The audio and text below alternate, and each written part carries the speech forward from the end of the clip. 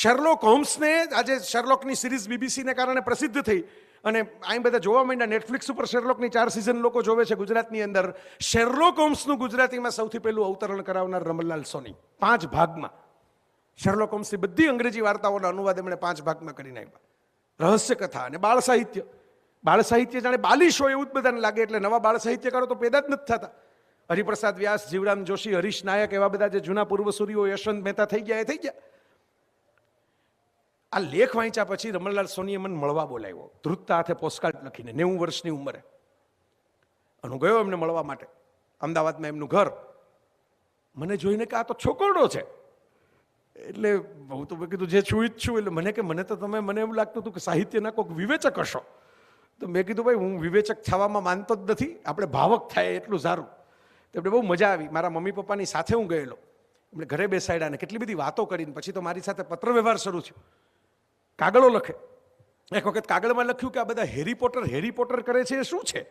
એટલે મેં જવાબ આપ્યો કે નવી બુક એક અંગ્રેજીની આવી છે અને અત્યારે બહુ વંચાય છે અને એના નવા ભાગ આવવાના છે. પછી એમણે કહ્યું એટલે હું હેરી પોટરની બુક લઈ ગયો એમને બતાવવા માટે. બુક વાંચીને એમનો પત્ર આવ્યો મારી પાસે છે કે શરૂઆતમાં તો મને બધું લાગ્યું કે ભાઈ આ બધું અંગ્રેજી વાતાવરણ માટે છે, પણ પછી મજા આવી કે વાત તો ગુડ વર્સિસ ઇવિલની છે, સારપનો અને બુરાઈનો જે સંગ્રામ ચાલે છે એની છે, સ્કૂલની છે, બાળકોની છે, હિંમતની છે, મૈત્રીની છે. એટલે કે હવે મારી શક્તિ એટલી કામ નથી કરતી. બાકી જો પહેલા જો હેરી પોટર મેં વાંચી હોત તો હરિયા કુંભાર તરીકે હું એને પણ ગુજરાતીમાં લઈ આવત. હેરી પોટર એટલે હરિયો કુંભાર. હું આ કામ કરા. મેં એમને પૂછેલું તમને એવું ક્યારે નથી થતું કે તમે, મેં કીધું મેં તો લેખ લખી નાખ્યો ટાઇટલ નાખીને કે રમણલાલ સોની પશ્ચિમમાં પેદા થયા હોત તો, તમને ક્યારે એવું નથી થતું કે તમે પશ્ચિમમાં અમેરિકા પેદા થયા હોત તો કેવો જલસો કરત, કેવા તમારા નામની બ્રાન્ડ નેમ હોત.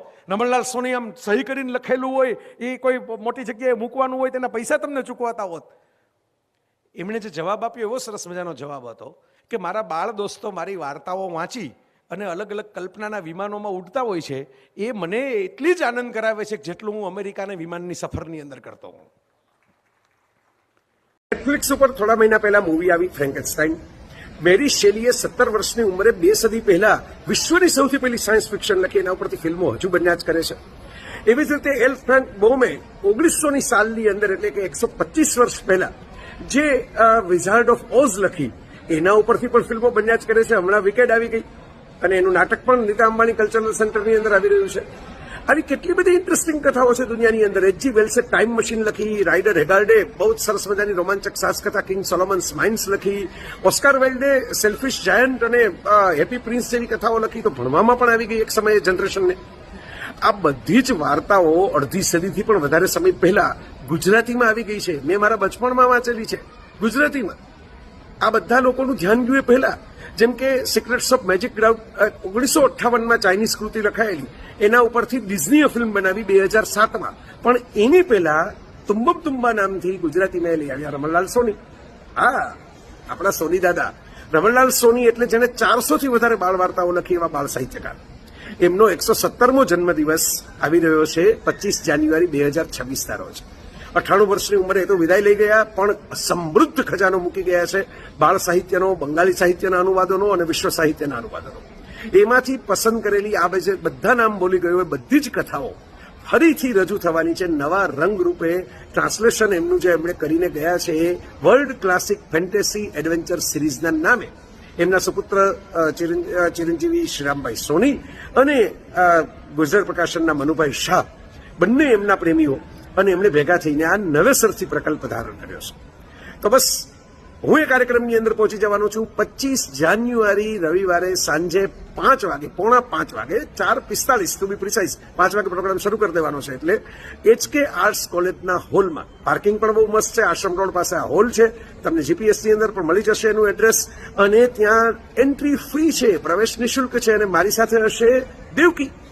એ બાળ સાહિત્યની અને આ બધી કથાઓ આજની જનરેશનને, આજના પેરેન્ટ્સને પણ કેવી રીતે ઉપયોગી થશે, આ વાંચીને હું શું શીખ્યું એની પાસેથી બહુ જ નવી અને એક્સક્લુઝિવ વાતો તમારી સામે મૂકવાનું છું આ કાર્યક્રમની અંદર. યશવંત મહેતા, વાર્તા દાદા કહેવાય, એ કાર્યક્રમના અધ્યક્ષ સ્થાને હશે. એ પણ એ પેઢીના હવે એક જ બચેલા બાળ સાહિત્યકાર છે, તો એમને મળવાનો પણ લાહવો મળશે. તો મને, યશવંતભાઈને, દેવકીને બધાને સાંભળવા માટે પહોંચી જજો.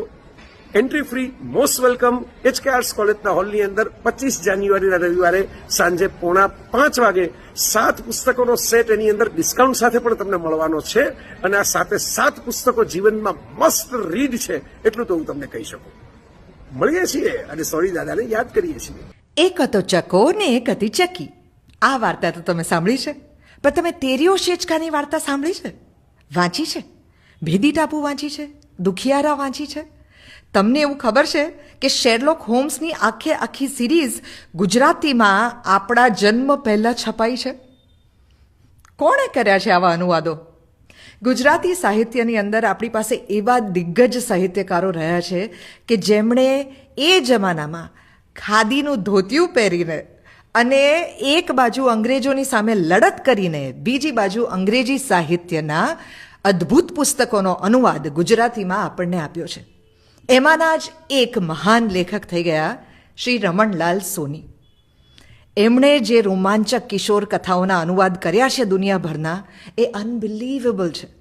એમના 117મા જન્મદિવસે એમની આ કિશોર કથાઓમાંથી 7 અનુવાદ એકવાર ફરીથી રીપ્રિન્ટ થઈને આવી રહ્યા છે, જેના માટે એક ખાસ પ્રોગ્રામ અમે કરી રહ્યા છીએ.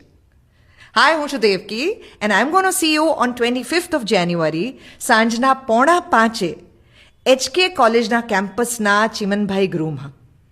ત્યાં જય વસાવડા, હું અને ખાસ તો સૌથી વધુ આપણા દિગ્ગજ સાહિત્યકાર શ્રી યશવંત મહેતા હાજર રહેવાના છે. યશવંત મહેતાએ પોતે પણ તમારા માટે સ્ટાર વોર્સને ગુજરાતીની અંદર અનુવાદિત કરેલું અને એનું નામ પાડેલું તારક જંગ. Can you believe that? એવી અદ્ભુત વાતો તમને સાંભળવા મળવાની છે. આપણી જિંદગીમાં સૌથી વધારે કંઈ કોન્ટ્રીબ્યુટ કરી શકે એમ હોય તો એ છે વાર્તાઓ. એના વિશે વાત કરવા માટે આપણે ભેગા થઈ રહ્યા છીએ. If you can make it, please come and join us. Jaybhai, હું, મનુભાઈ, અમે બધા જ તમારી રાહ જોઈશું. સમર્પિત માણસ. પહેલી ભારતની જે આઝાદી પછીની ચૂંટણી થઈ, જ્યારે દેશ માટે સમર્પિત લોકો, બધા બલિદાન આપનારા લોકો એની અંદર હતા, ત્યારે એ મોડાસાના ધારાસભ્ય થયા. પૂર્વ ધારાસભ્ય, તમે મળો તો લાગે નહીં. રાજકારણથી થાકીને પછી એમણે તો છોડી દીધું રાજકારણ, શરૂઆતના ભાગમાં રહ્યા. એ વખતે એમણે રેલવે લાઇનથી શરૂ કરીને બધું ડેવલપમેન્ટ પણ ત્યાં કર્યું. એમના જે સોની સમાજ હતો એમની પણ સ્થાપના કરી.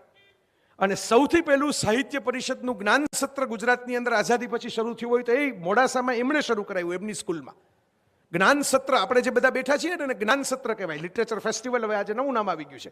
આ જ્ઞાન સત્ર જે આપણે બેઠા છીએ ગુજરાતમાં શરૂ કરાવનાર માણસ પણ રમણલાલ સોની.